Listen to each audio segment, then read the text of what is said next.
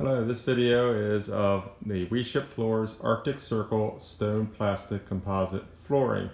I just finished installing this in the loft up in my bedroom, and this room itself, as you can see, is it's very bright, and it also is on the water. So we also have, you can see here, a lot of windows. And one of the things I liked about the reviews is I was looking all over the internet for flooring that could withstand the heat and the sunlight that we do get in this room, and would not contract and expand like luxury vinyl plank does, and also does not fade like hardwood will.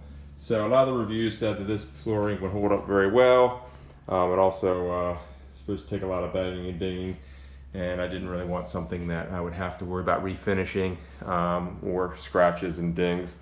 I love the finish on this flooring. It's more of a matte finish.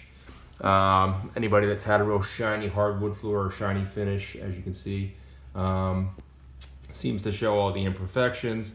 This flooring in general, besides matching my cat, also it's more of a grayish look. It really seems to match. We have a pier, the gray faded pier, if you wanted a look of a comparison, that kind of a wood tone.